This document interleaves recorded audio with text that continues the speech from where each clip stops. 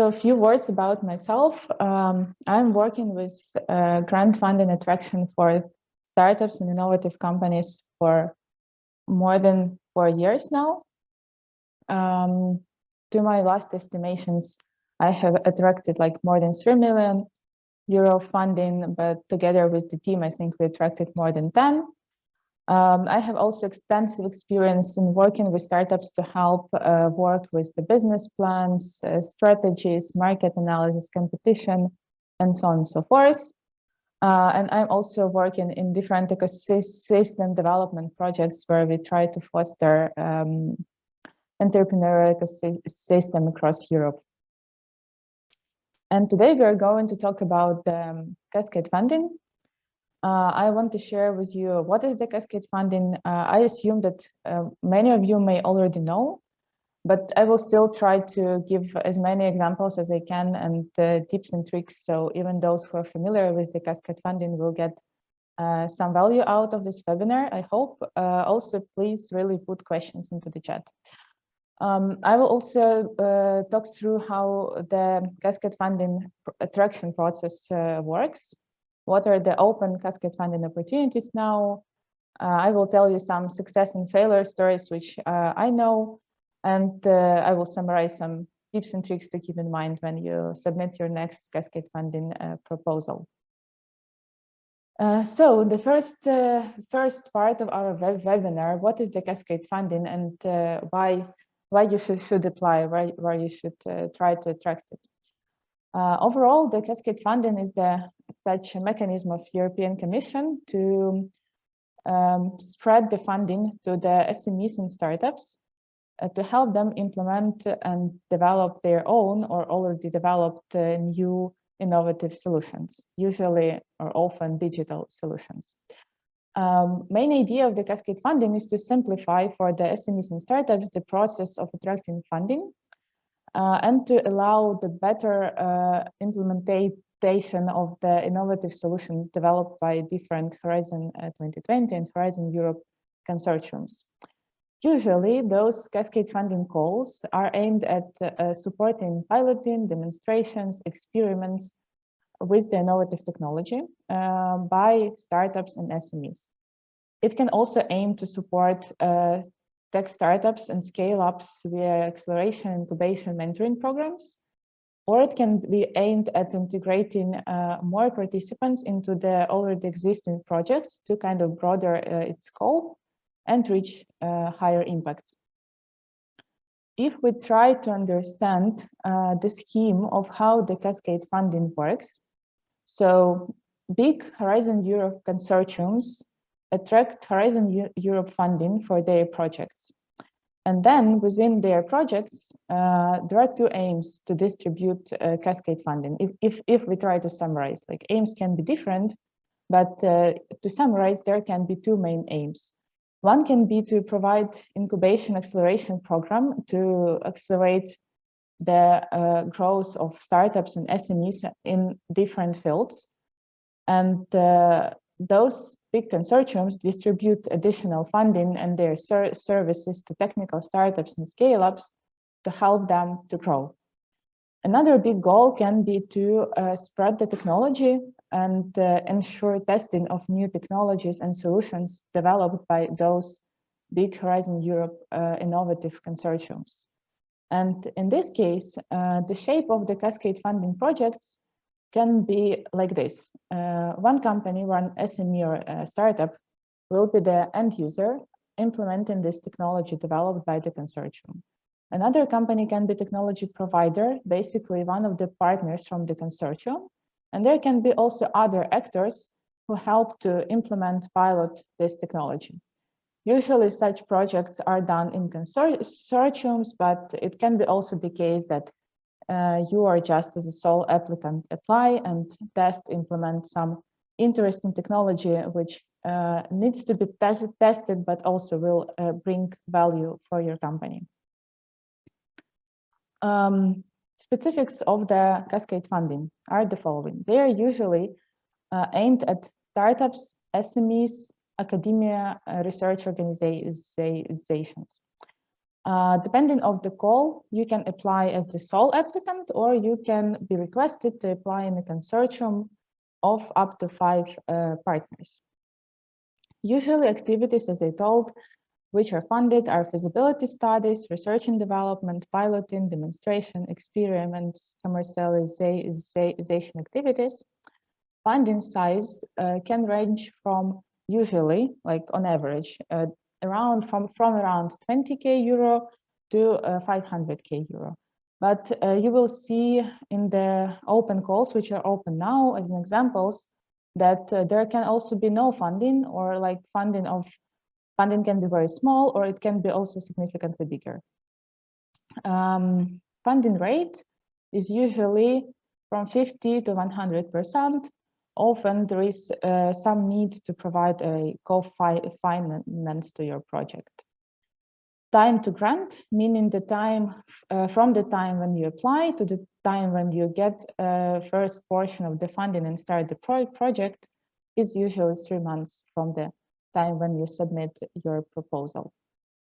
And all of those facts, they are based on sweet observations. They are not kind of official or fixed. So always read the call text when you apply, because they can differ. 3 reasons why I really advise startups to try applying to Cascade funding, or if you already did, apply for another calls. So the first reason is that really a lot of funding will be distributed through the Cascade funding calls in the Horizon Europe program.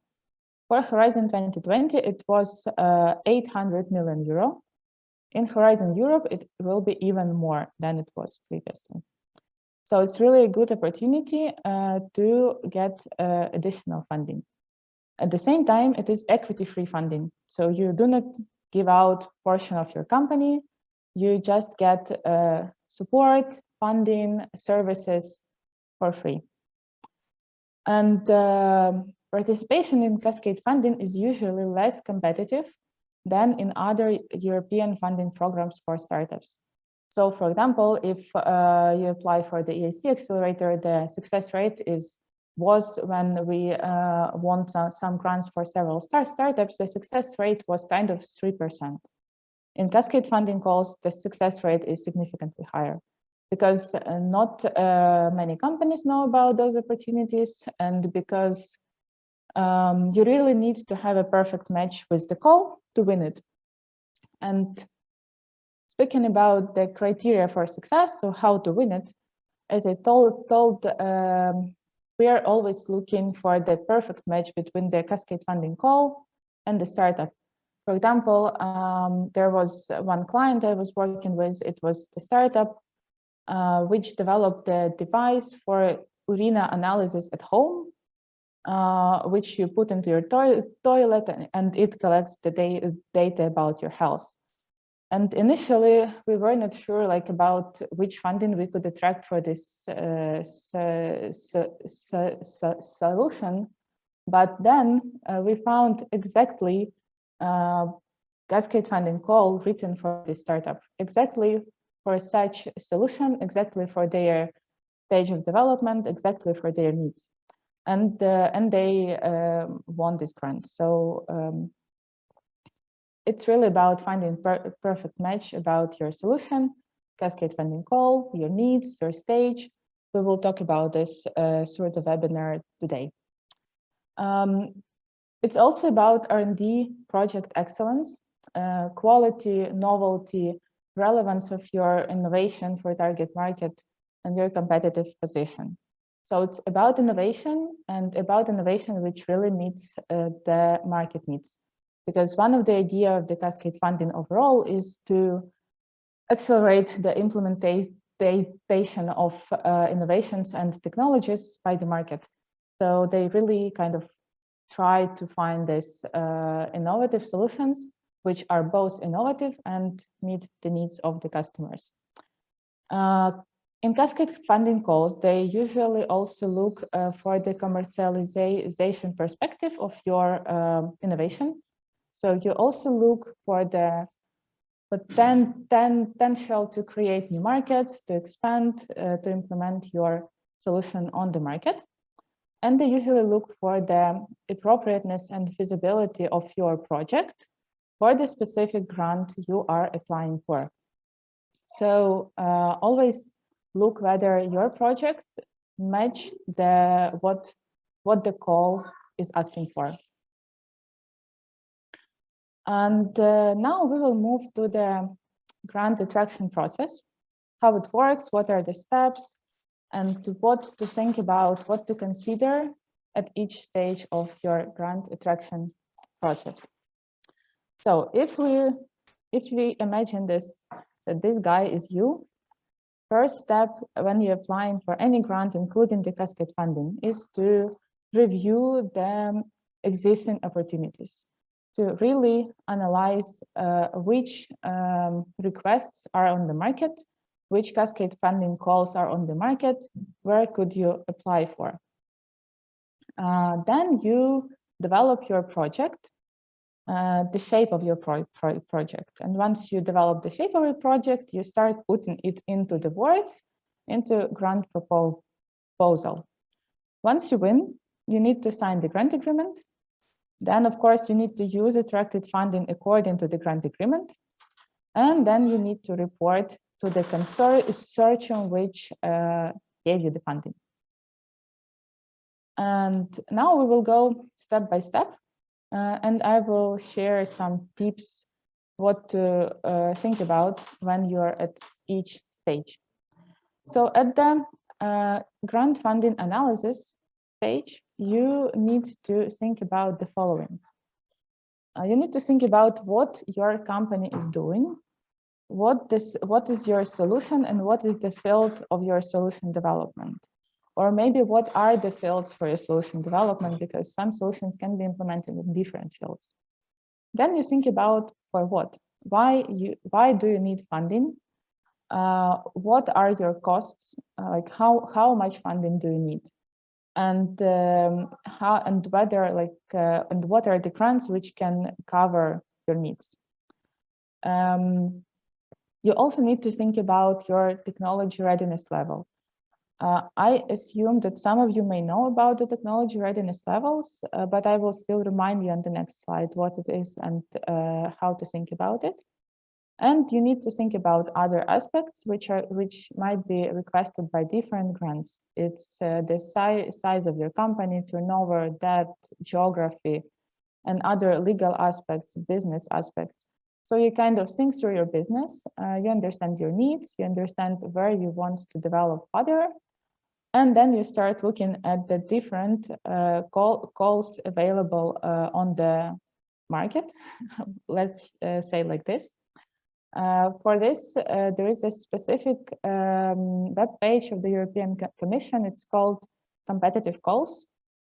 And all the competitive calls open are usually on this page. Civita also tries to post regularly about the open calls, but you can find all information also on the European Commission page called competitive calls. And if we speak about the technology readiness level, it's very important stuff when you are applying for European Commission grants. So there are 9 technology readiness level, from idea development to the commercialization of the ready solution. First 3 technology readiness levels are about research and lab. So you experiment and you observe and you develop the first formulation of your experimental concept. Then you go to the simulated world. So you go to the lab, you try to validate technology in the lab, then you validate technology in the relevant environment, and then you can demonstrate technology in the relevant environment to show others that it works. And then you really go to the real world. You develop the first fully fledged prototype, then you complete your solution, qualify, certify it, until 9, you actually start operating. And usually in different Cascade funding calls, it is written what is the minimum TRL level of the solution when you are applying for the Cascade funding call, and what are their goals for the TRL level which they want you to achieve once you finish your project. What I saw is usually that they ask you to be somewhere from between TRL 4 to TRL 6, and then to move to TRL 6 to TRL 9, depending on different Cascade funding calls. So it's also the thing to consider if your solution is at the idea stage. So you need to look at the Cascade funding calls which are applicable for the idea stage, because there will be many questions in the proposal which you need to answer about your business, about your solution, and experts will check whether you're really at the TRL stage you claim you are. How do you define the difference between TRL 5 and TRL 6? So TRL 5 is when you validate technology for yourself in the relevant environment and you see that it works. And when you see that it works, usually after that, you're ready to show it to others. And TRL 6 means that you demonstrated to, for example, your potential clients or partners that it works, and that others saw it, and others can prove that yes, we saw it. And sometimes they can give some documents proving that yes, it was working. Sometimes they give some certificates. Sometimes you just test and your clients know that you're there. I hope it answers, but usually TRL 5 and TRL 6 are very close. And sometimes being at the TRL 6, you can claim that you're at the TRL 5 and other way around. So it often depends from the way you really present it. Step 2, project concept development.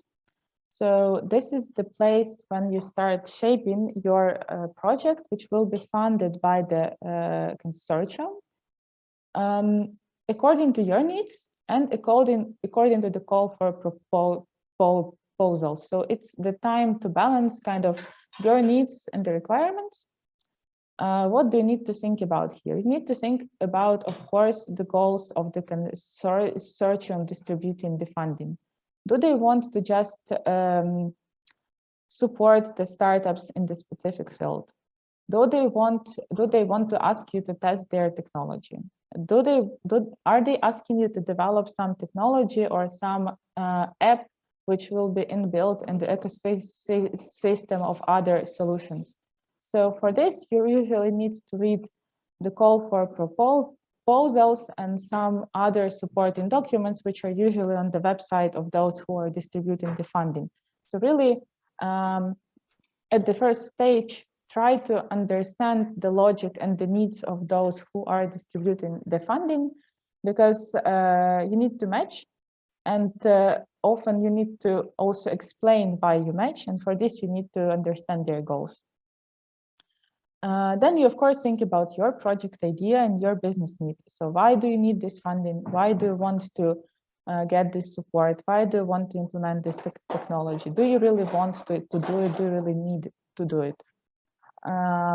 Here it is also important to understand that sometimes you do not need to attract Cascade funding calls. They are really interesting, they are really cool, but if, for example, your business need does not match the goals of the funding, I do not think that it's a right approach to do it just to get this funding and to do it, because then you diverge from your business need, for your business goals, from what you really aim to do as a company. So do not attract Cascade funding calls which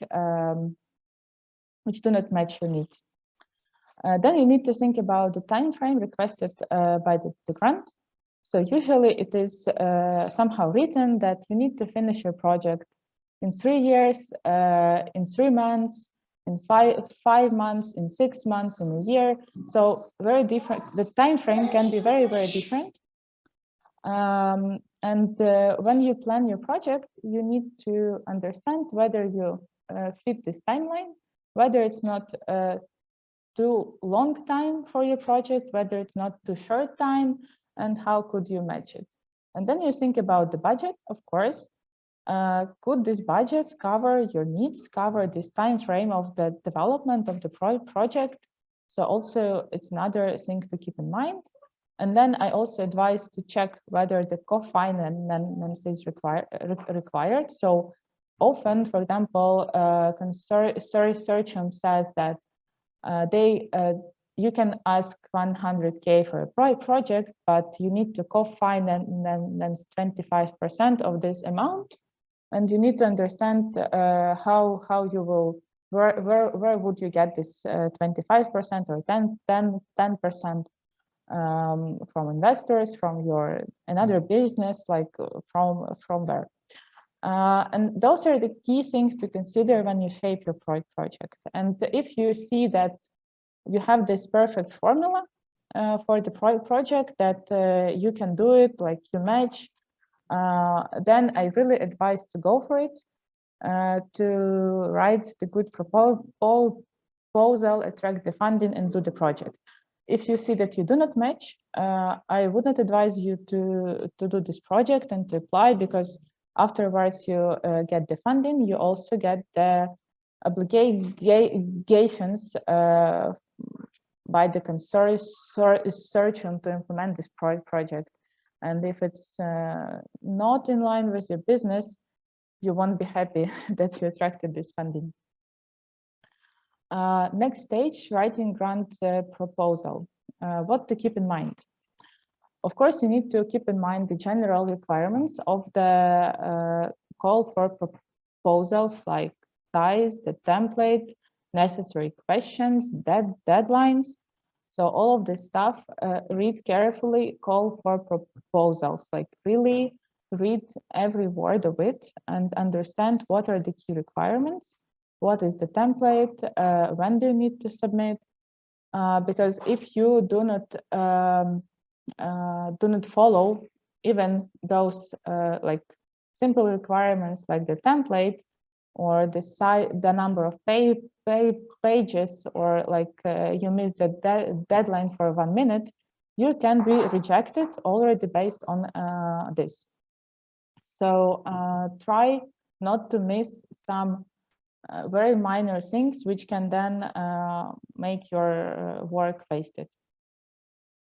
Evaluation criteria, review all the evaluation criteria. Also, again, keep in mind those goals of the consortium which distributes the funding. And try to make evaluators' life easier. So when you write, try to directly answer all of the questions they are asking. Also try to use the keywords. For example, they are asking for the breakthrough solution in textile something, and try to use exactly the same wording that your breakthrough solution in textile and everything else they want, if you really are. If you're not, like I do not advise to fake it.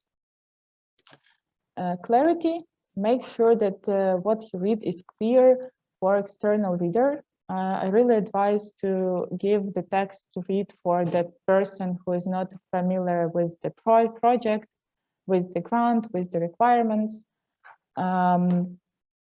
So kind of there it's easier for them to read.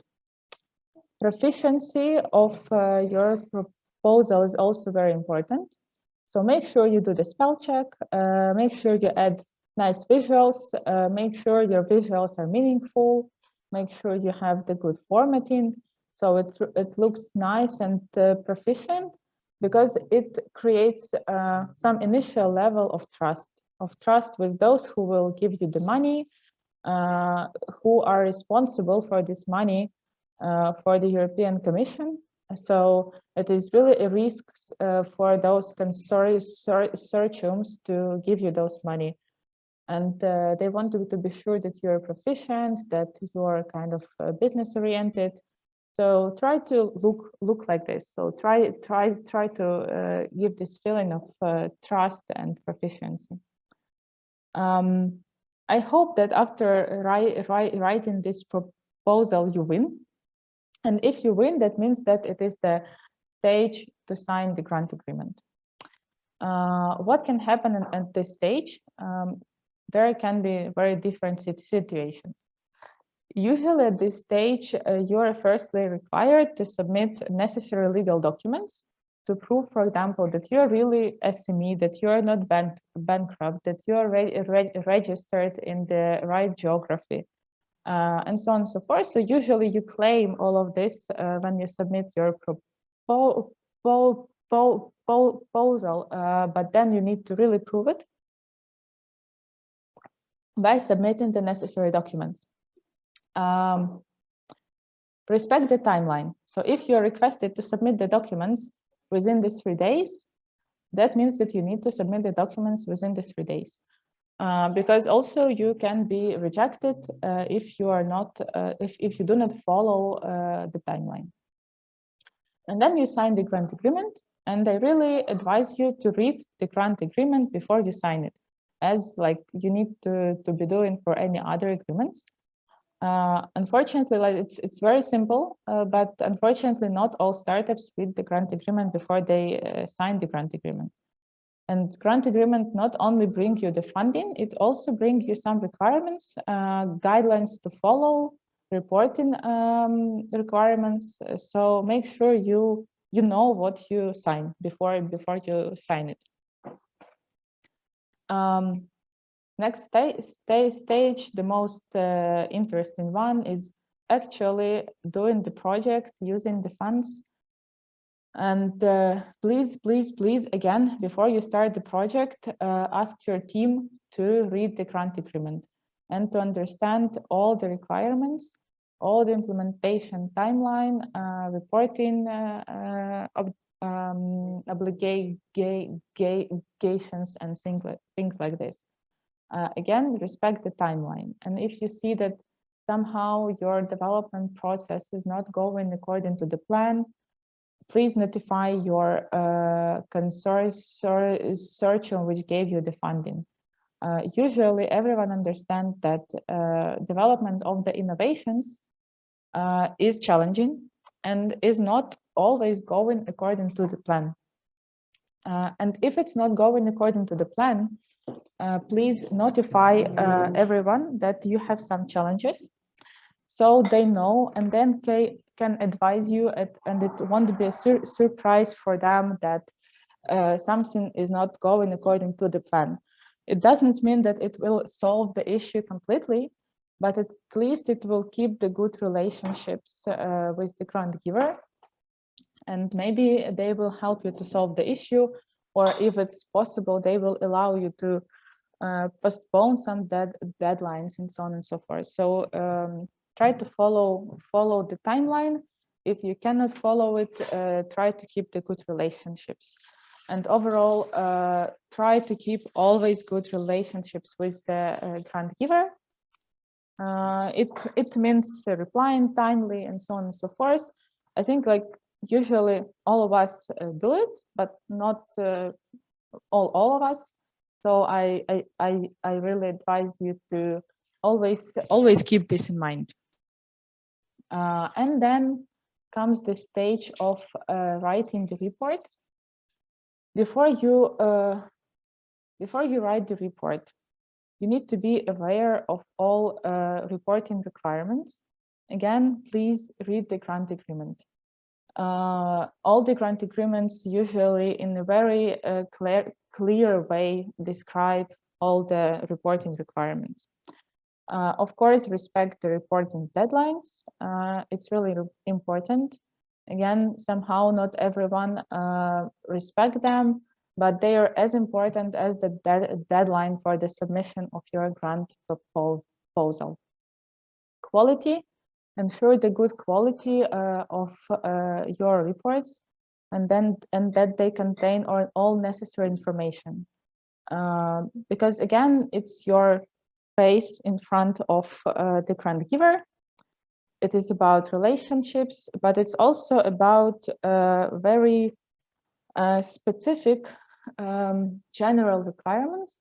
So if they request some information in some particular way, it should be done, because usually there is some reason for this. For example, they need to send this information to the European Commission, so they request it from you.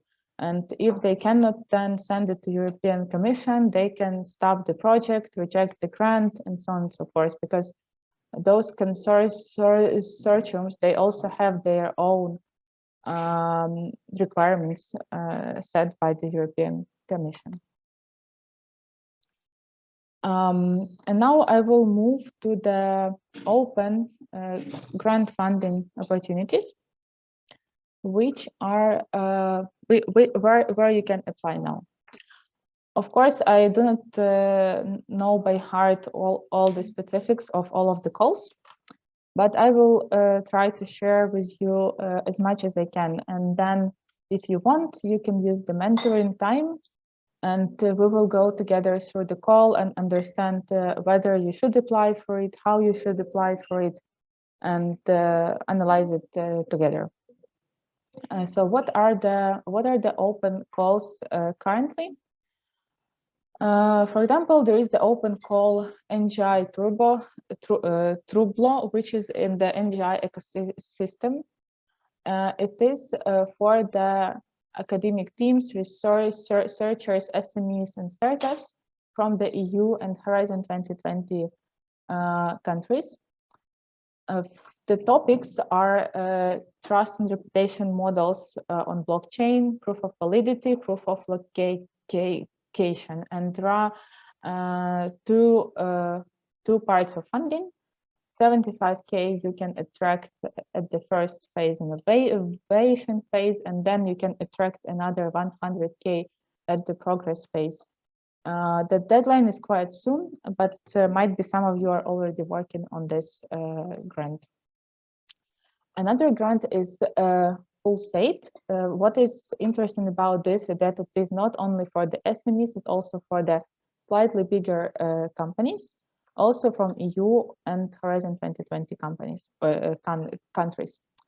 And it is for the companies which want to adopt and somehow pilot a laser-based advanced and additive manufacturing technologies. So if you are the company which is interested in such technologies, if you need them, you can attract this funding and also get the technology and support to implement this technology, give the feedback, and use it hopefully usefully for your business. Next call is NGI Assure. In this call, it is about bringing relevant reusable building blocks for the NGI. Applicants for different geographies can apply, but applicants from Europe will have an advantage. It's about quantum-proof cryptography, public key infrastructure, authenticated key exchange, and the ratchet mechanisms. You can get up to 50K euro per entity if your activities are clearly linked with those topics, and if you are bringing really reusable, relevant building blocks for the NGI. Next call is the AI for Copernicus. Who can apply? There are two different rounds. For the third round, active currently, SME startups and spin-offs can apply. For the fourth round, consortia of high-tech and at least one low-tech SME should apply, but the funding is bigger. For the third round is 80K. For the fourth round is 150K. You still have time to apply, a month. And the topics are AI technical solutions that address industrial challenges in case of the third round, and citizen-driven challenges in case of the fourth round, by exploiting AI sources and Earth observation data. So if you're there, it's also very good amount of funding. You still have lots of time to apply. Go for it. Another calls are in the space and energy industries. 2 calls are in this, I think more 3 calls are in the space. 2 calls from Galactica and 1 call from Space Hubs Network. So Galactica proposes 1 grant, which is up to 20K for the Pioneer Acceleration, basically for the development of the MVP. And another grant up to 100K euro per consortium and up to 60K euro, 60,000 euro per SME for the orbital project, which basically means implementing and demonstrating that the solution works. Deadline is quite soon. But if you're already there, maybe it's for you and you can still apply. And another call from Galactica over here, it is very specific one. It is only the travel vouchers for the SMEs and startups to come to the Galactica events. And those SMEs and startups should be from EU and UK. You apply prior to the event. And it will last till the end of November. Again, aerospace, textile, advanced manufacturing. I will check a question. How many startups get funding from each grant program? Yeah, it is. It is also important to consider like how many grants will be distributed in each program. On the grants website, they always show how much funding they have, and you can divide the amount of funding by the grant amount, and you will understand how many participants will get funding. And you can also attract the grants for the energy industry. Within the synergy grant, up to 47K euro equity-free funding, you still have time, and it is for the energy startups. You can check their website if it is for you.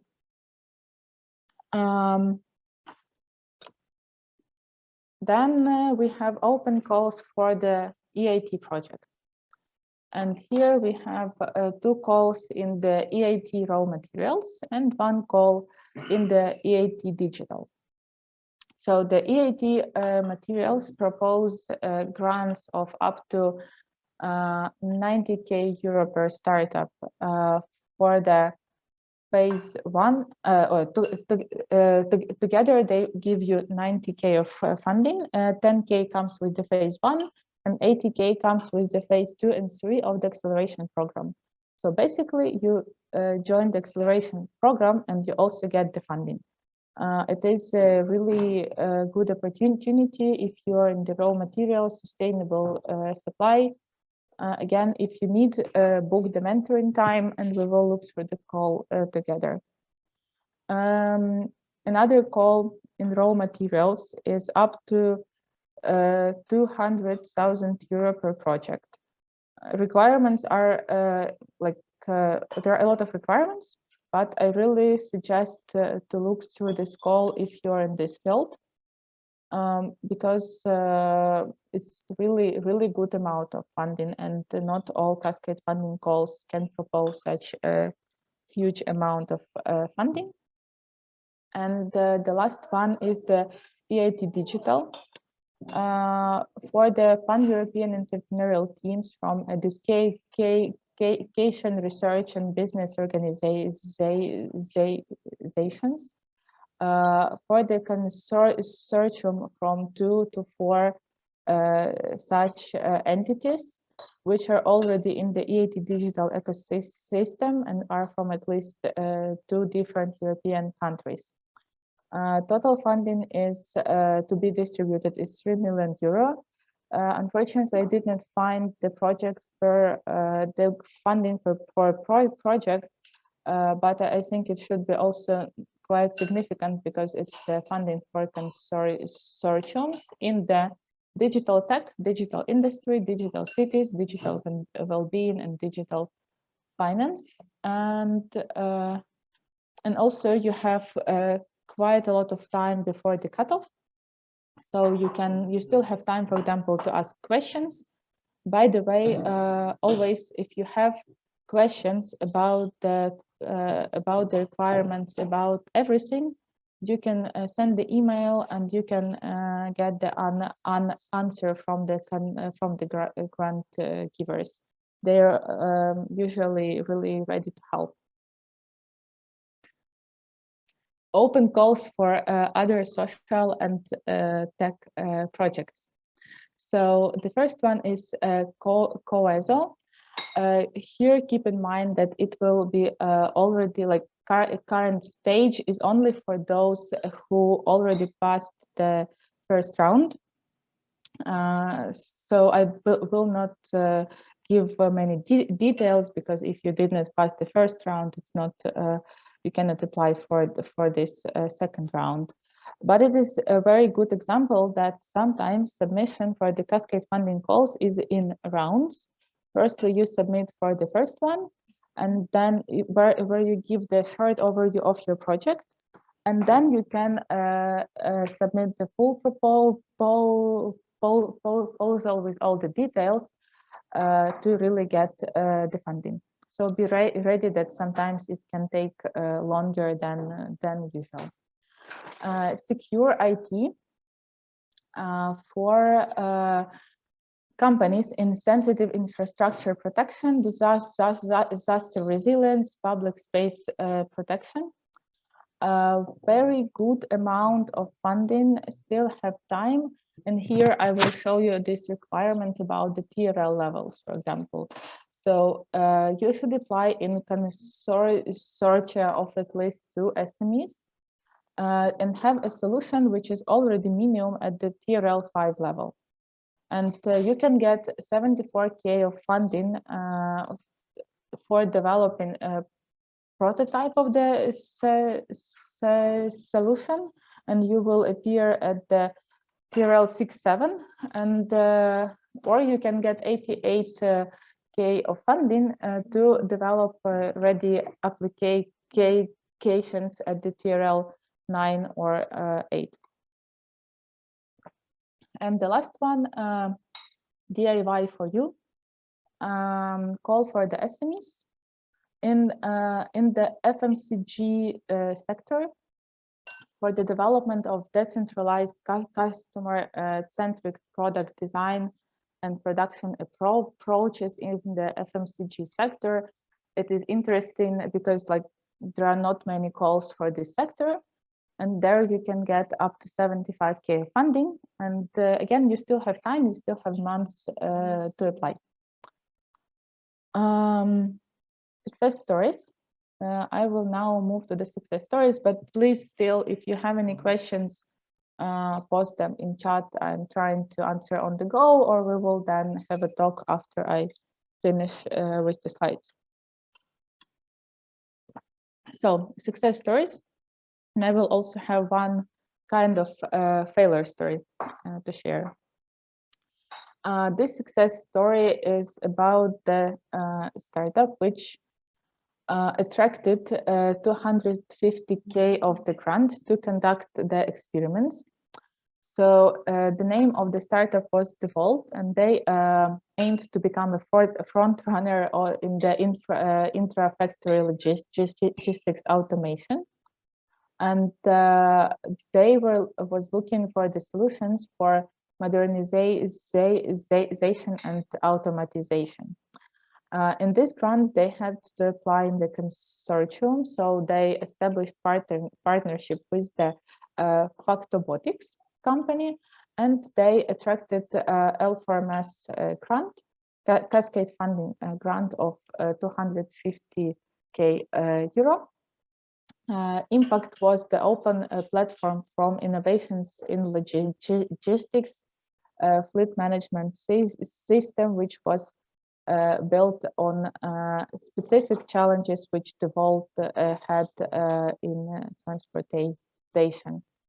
And this Opel fleet management system was applied and implemented, and it was in Lithuania and in 2017. So those grants are there for quite a long time, and will be there for a long time, hopefully. So also make sure you benefit from those opportunities. Another grant was attracted for Factobotics. They attracted 100K, and they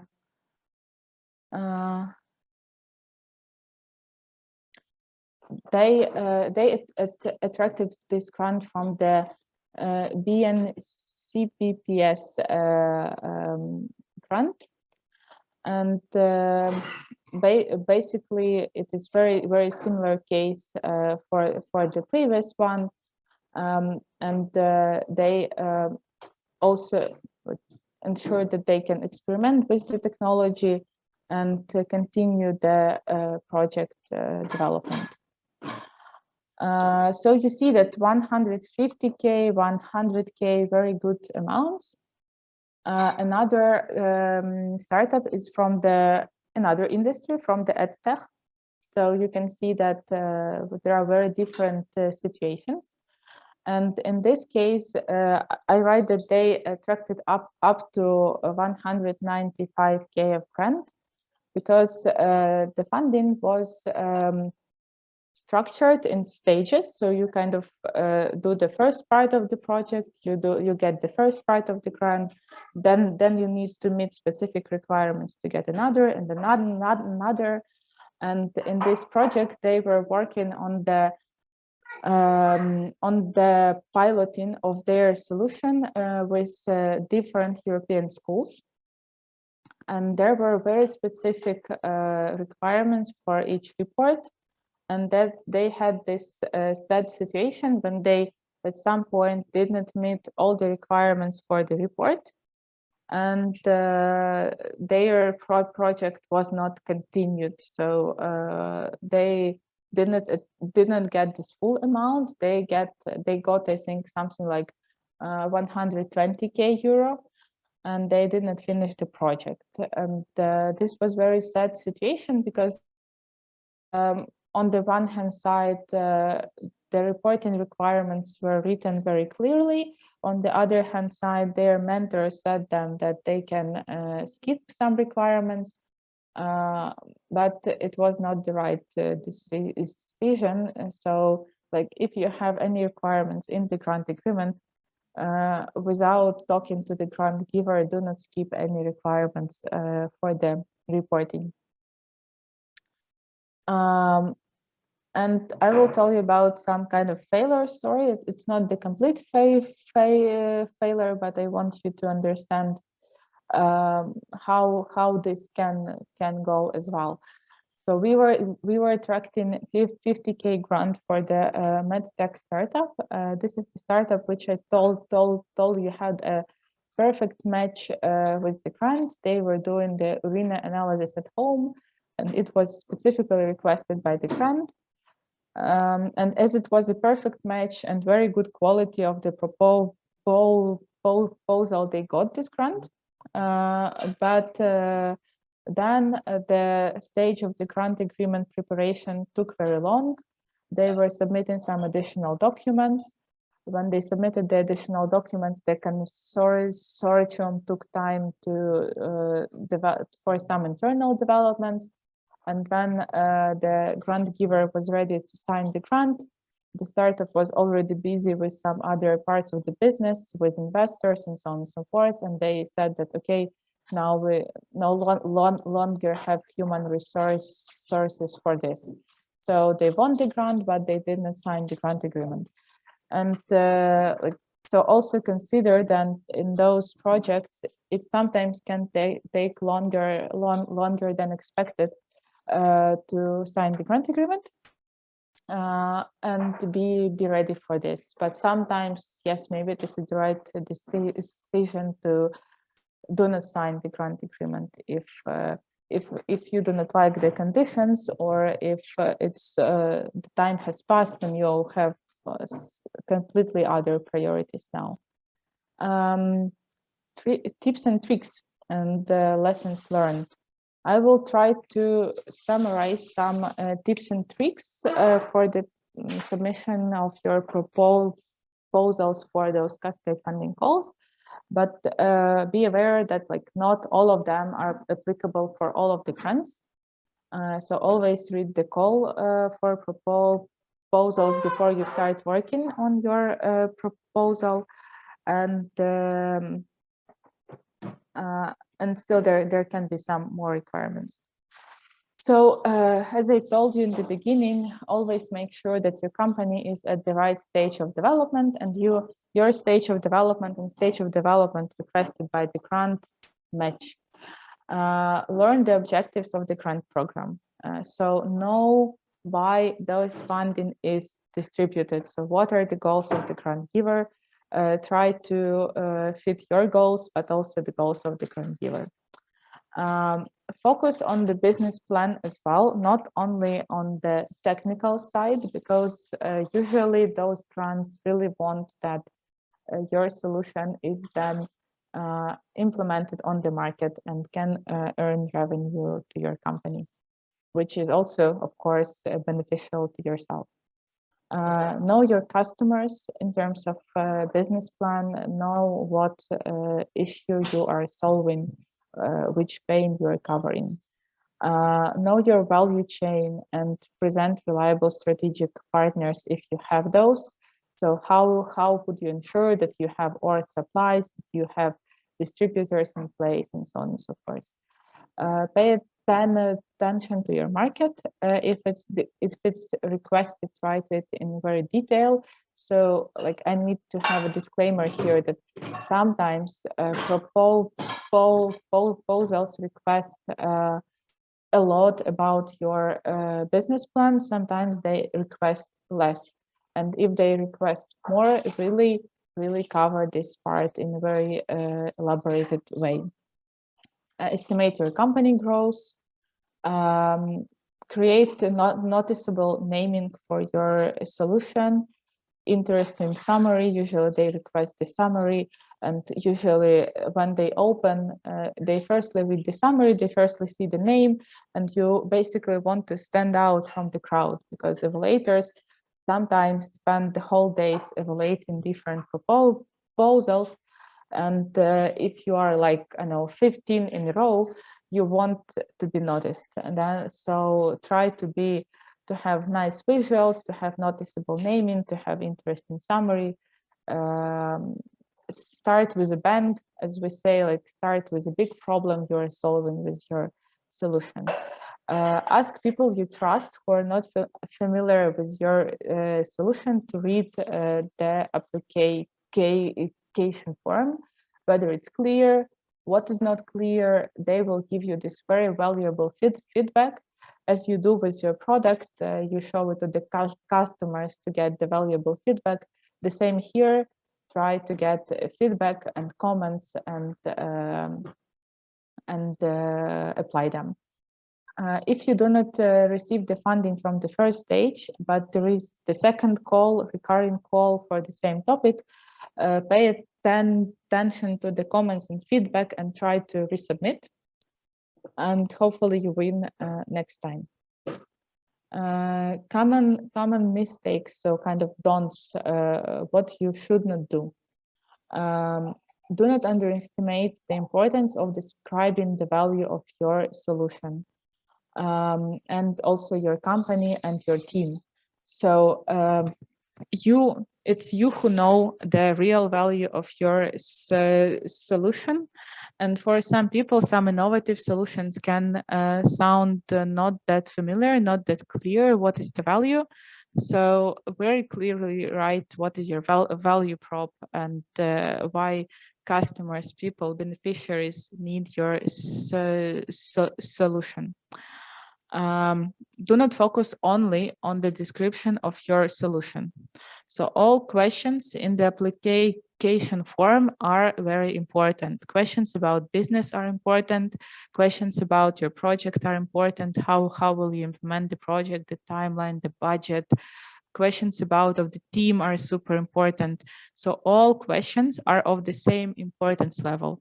Sometimes some of them are more important, and this is usually can be checked in the evaluation criteria, how many points go to which part. So you know where to focus, but do not underestimate all other questions for sure. Try not to use technical jargon, although usually evaluators know this technology field, but they can also be business people, and they might not know your technical jargon. Do not propose idea where you do not understand how this idea could be commercialized. Because it is not only important for you to invest your time and energy into solutions where you can then earn money, it's also important for those who give you the money, because they have their own KPIs, and they want to show that you commercialized your solution and you earn money, and this funding wasn't wasted.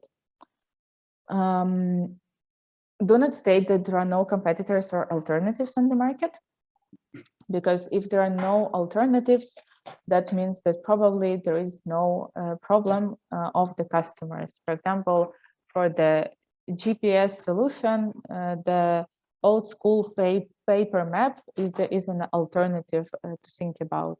So always think how people are solving this problem now, because if there is the problem, they have some adaptations, they have some tricks how they're solving this problem currently. Pay attention, do not pay attention to your grant project more than to your whole business development.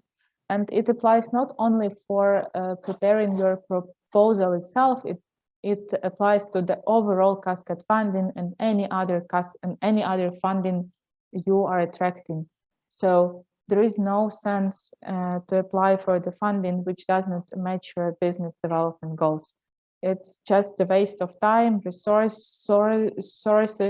When you work with the public funding, you need to do the reporting, you need to spend time. So I really do not advise to apply for the grants if they are not aligned with your business development goals. Do not lose consistency.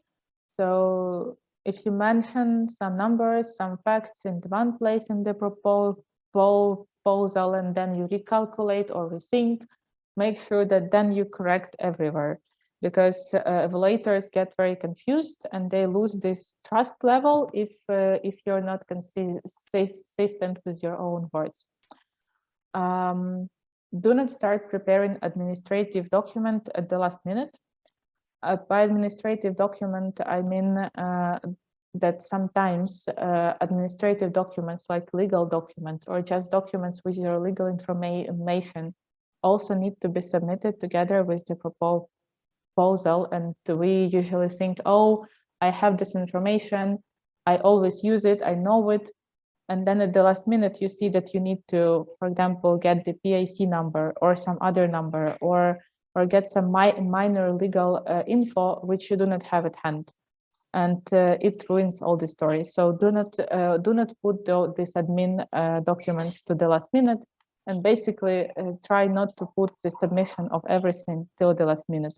But I think that if you already attracted some NGI grants or some other grants, you already know you already know this, that it can be a bit stressful before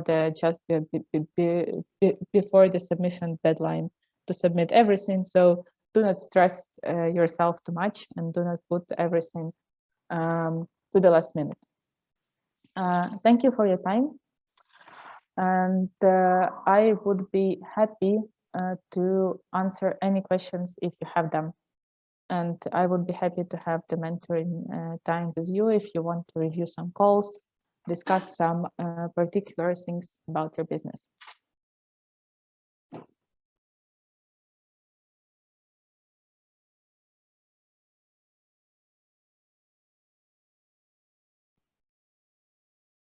Does anyone have any questions?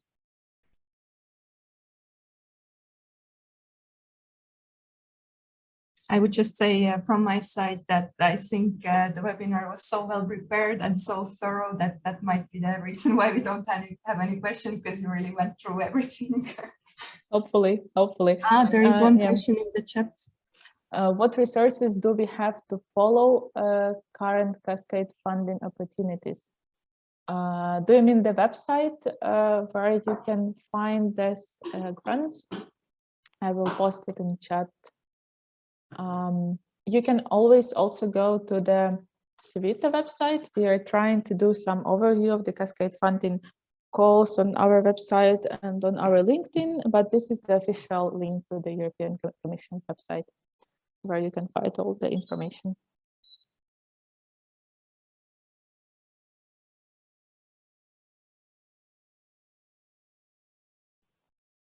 Is there somewhere we can check with which calls might be open in the future? Usually, there are no like one place where you can find it. If you are, for example, signed up for some consortiums, big European one, which are distributing the funding, they might on their LinkedIn or somewhere else feed people from their post that they will have the open calls. But usually until it's on some public website, you do not know. However, usually they are posted well in advance, like very well in advance. So you see now that some deadlines are like 30 March. It's just because we are talking with you now, but those calls were up and running like much earlier. So just follow this European Commission website. Other than that, I know some maybe webinars with the European Commission. Another trick might be to look through the Cordis database, where all big Horizon Europe, Horizon 2020 consortiums projects are listed.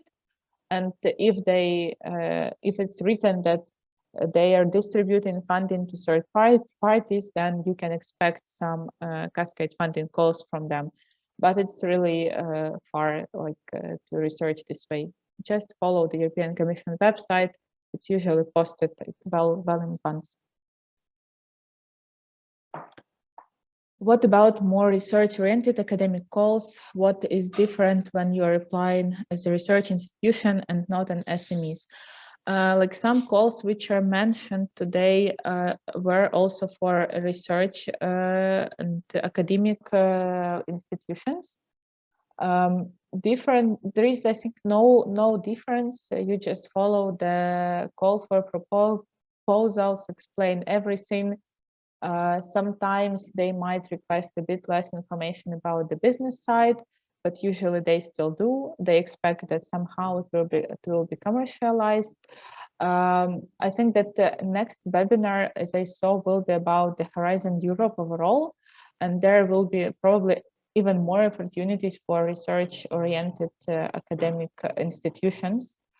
And also you can check probably EIC, Pathfinder, ENC transition, which are not Cascade funding calls, but they're also funding calls, and they are more research, like this low TRL stage oriented.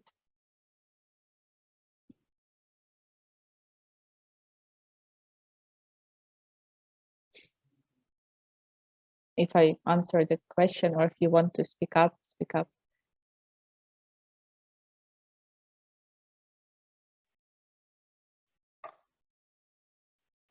No, thank you. I think you answered my questions. All right. It was more specific to Cascade funding, because I see that sometimes there is the option to apply as an entrepreneur or as a researcher.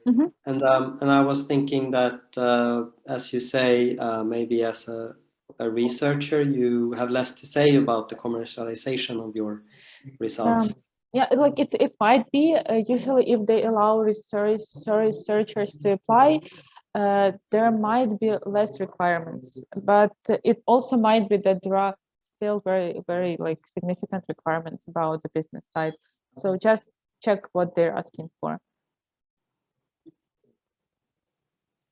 But if they allow both entrepreneurs and researchers to apply, and the criteria are the same, that means that it does not matter if you apply as entrepreneur or researcher, you will still need to cover all the criteria. Thank you.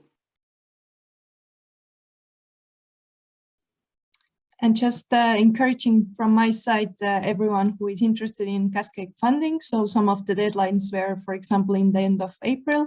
So if that's something that you found that it's for you, then definitely go to the mentor slot and choose Maria as your mentor. Then you have the chance to discuss this one-on-one. She can help you with writing the calls and look over what you have planned and give you personal feedback. So it's a really good opportunity. Yeah. And if you want to discuss some particular calls, please somehow through Elo let me know which calls you want to discuss, so I can read them before and be prepared for such a meeting. Are there grants that are driven by the market co-creation with the end user, so less TRL product service driven? I would say that all the grants at the end should be market oriented and end user oriented for sure. TRL level are more like the way European Commission can understand what is the stage of development of your solution. For example, if your solution is at the low TRL level, it means that you're only validating maybe the idea with the end users. If you're like in the middle TRL levels, it means that you're developing something in the lab and you maybe are talking and showing to end users. And if you're like in the high TRL level, you're already somewhere on the market piloting it with the end users. But those concept of market driven and TRL, they do not contradict, just the different ways to analyze where you currently are.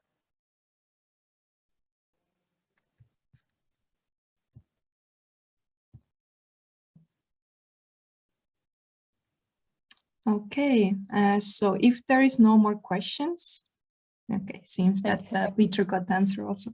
Then I would like to thank you, Maria, for talking with us today. And for everyone still here, I will attach the feedback link in the chat.